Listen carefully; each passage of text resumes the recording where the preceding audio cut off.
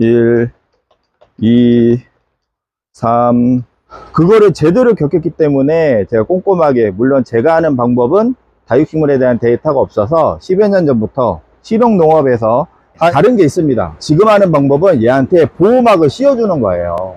근데 우리가 일반적으로 락스라든가 알코올이라든가 그런 개념은 보호막이 아니라, 야, 나 그런 거 필요 없어, 이게도 괜찮아. 그런 분들은 진짜 다행인데요. 저처럼 폭망 정도의 수준, 그 다음에 저쪽 사장님처럼 그냥 전멸 수준으로 한번 이미 감염이 됐는데 보호제 역할만 하는 거를 활용을 했다든가, 또는 보호를 해야 되는 타이밍에 치료제를 활용해서 내성이 생겼다든가, 제가 차근차근 원리를 이해하실 때까지 책임지고 설명을 드립니다. 개인지도 해드리는 거예요, 개인지도.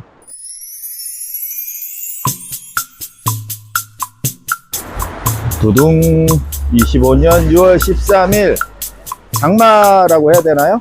아직 장마, 중부지방 기준으로는 장마 전초전이라고 볼 수도 있습니다. 본격적인 거는 6월 말에서 7월 이렇게 시작이 되죠. 오늘 3차 시작을 하는 날입니다.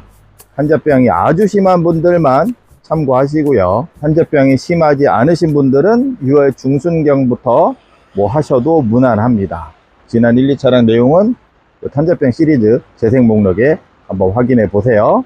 오늘 말씀드린 거는 전체 방제 하우스에서 뭐 사장님들이나 뭐 농장 사장님들이나 매장 사장님들이나 매니아 분들 키핑장 한 두세 다이 정도, 그리고 집에서 하는 것까지 간단하게 말씀을 드리겠습니다. 반드시 해야 될 거 아니고요. 뿌은이네처럼 옛날에 큰 피해를 한번 봤다, 그런 분들만 참고하시기 바랍니다. 빗소리가 커서 잘 들리실지는 모르겠습니다. 사용약제는 친환경자재 기준으로 말씀을 드리면 핑크달성하고, 그 다음에 이제 제가 잘 섞이게, 흡수가 잘 되게 하시라고 뉴스막을 섞은 거 지난번하고 똑같고요. 일반 농약을 쓰실 분들은 카그룹의 보호살균제, 그거를 사용을 하시는데, 일단 살포를 하고 제가 말씀을 몇 가지 드릴게요. 지금 하고 있는 방법이 꼭 뭐 탄저병 뿐만 아니라 요맘때 이제 곰팡이성 계열 그런 애들도 잡는데 효과가 있어요. 다 치고 나서 살포하고 나서 다시 말씀드리겠습니다. 매장동은 지금 충전식 분무기로 다 했고요.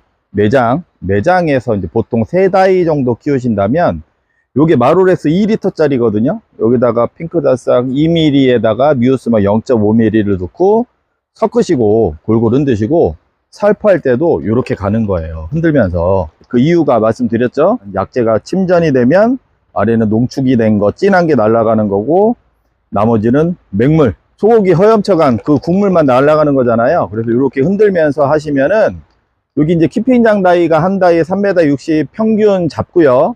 평균 잡고, 집에서는 뭐 이렇게 층층층 올렸다고 치고요. 이슬 맺히듯이 이렇게 하시면은, 이렇게 하시잖아요. 이렇게? 여기 1분이면 돼, 1분. 진짜로. 자, 1, 2, 3, 4, 5, 6, 30초면 되겠다. 대신에 조금 구석구석 꼼꼼하게 살짝 이슬 맺히듯이 이렇게 하시면은 딱 좋겠죠?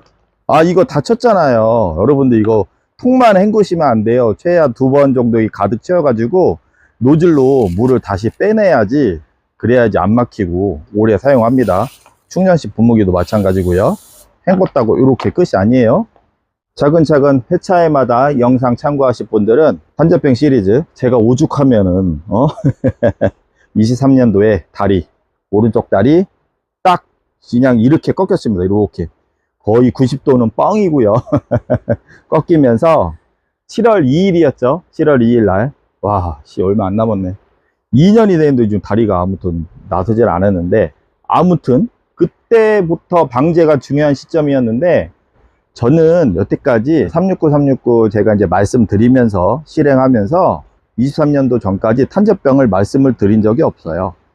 방제를 그만큼 꼼꼼하게 했기 때문에 탄저병을 뭐 이렇게 느낀 적도 사실은 없었거든요. 그런데 23년도에 그런 일이 생기고 하우스가 방치되면서 요 선풍기 바람으로 그대로 요 각도로 이렇게 되면서 확산이 되는 겁니다. 저 펜을 따라서. 그거를 제대로 겪었기 때문에 제가 꼼꼼하게, 물론 제가 하는 방법은 다육식물에 대한 데이터가 없어서 10여 년 전부터 실용농업에서 하는 거를 제가 곁들여서 다육식물의 휴면, 고온기 열대야, 그때를 최대한 안전하게 하는 방법으로 369, 그 다음에 탄저병 시리즈 요거를 하는 것이고요. 효과면에서도 본인의 덕본 사장님들이나 매니아분들이 솔직히 상당히 많습니다. 그만큼 제가 하는 방법이 안정적이고 실용적이라는 거죠. 하지만 고온기에 30도 이상이 될 때는 상당히 조심하셔야 돼요. 모든 약재를. 지금 하는 방법은 일반적으로 화학농약 같은 경우는 카그룹, 보호살균제입니다. 보호살균제가 보통 하는 역할이 치료가 아닙니다. 치료 개념이 아니고 코팅을 해서 작물이 코팅을 하면서 균이 이동을 하다가 정착을 하는 거를 방해 또는 막아주는 겁니다. 원리가 그렇습니다.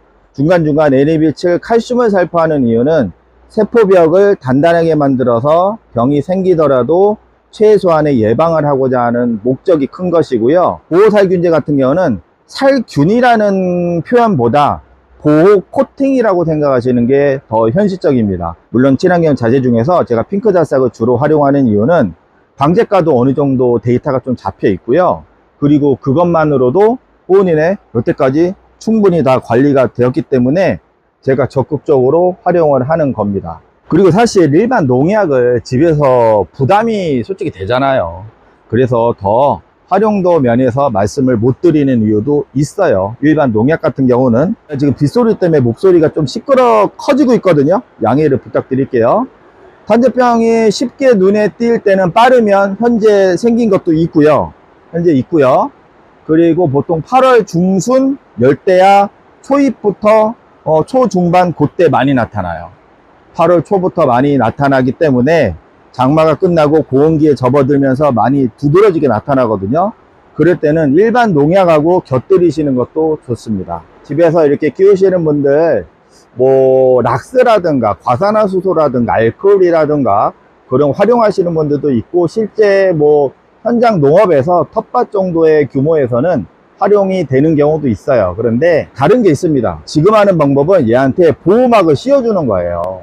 근데 우리가 일반적으로 락스라든가 알코올이라든가 그런 개념은 보호막이 아니라 그냥 뭐 죽인다는 개념? 실제 그게 어떠한 효과가 있는지를 솔직히 저도 잘 모르겠어요. 하지만 제가 말씀드리고 추천드리는 방법은 막을 씌워놔서 일정 구간 동안 균이 만약에 딱 달라붙어도 발생을 억제하는 그런 방법입니다. 이게 제일 큰 핵심이에요.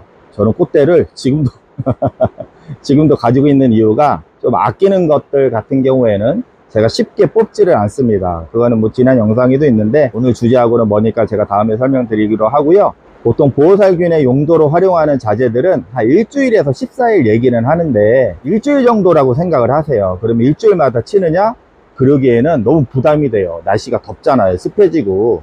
약도 물이잖아요. 오히려 더 약을 치고 나서 문제가 되는 경우도 사실은 있어요. 일부 균을 죽이는 역할도 하겠지만 약도 물이기 때문에 조건이 안 맞을 때는 트러블이 날 수가 있거든요. 그래서 제가 추천을 드린다면 한 보름 간격이 제일 무난하지 않을까. 하지만 장마가 끝나고 고온기로 갈 때는 다시 한번 말씀드리지만 상당히 주의를 하셔야 됩니다. 가끔 또 이렇게 말씀하시는 분들 계시거든요. 야, 나 그런 거 필요 없어. 이게도 괜찮아. 그런 분들은 진짜 다행인데요. 저처럼 폭망 정도의 수준, 그 다음에 저쪽 사장님처럼 그냥 전멸 수준으로 한번 된통 당하면은 못해요. 그런 생각을.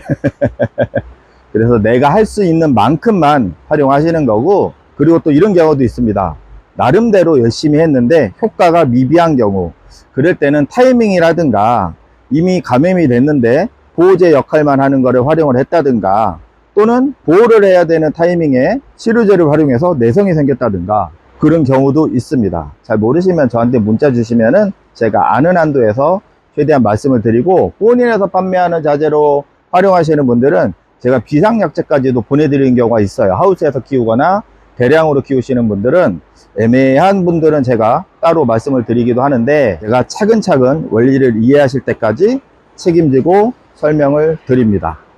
개인지도 해드리는 거예요. 개인지도. 본인의 집 기준으로는 3차인데요. 여러분들은 웬만한 분들은 요번 주나 다음 주 정도에 실행을 하셔도 무방하겠습니다. 근데 저는 일부러 미리 하고, 혹시나 해가 될 수가 있으면은 제가 먼저 피해를 입을 거 아니에요. 그래서 제가 여러분들보다 조금 며칠 더 빨리 하고는 있는 거는 사실입니다. 그래서 궁금하신 분들은 그 탄저병 시리즈 차근차근 참고하셔가지고 그 비슷하게 따라 하시면 그냥 안 하는 것보다는 훨씬 더 좋은 효과가 나올 겁니다. 싱크홀 을려심입니다. 싱크홀 을려심. 들렸어요. 요 낮은 분에 얘는 엄지손톱도 안 되거든요. 새끼손톱의 그 거의 접시인데요.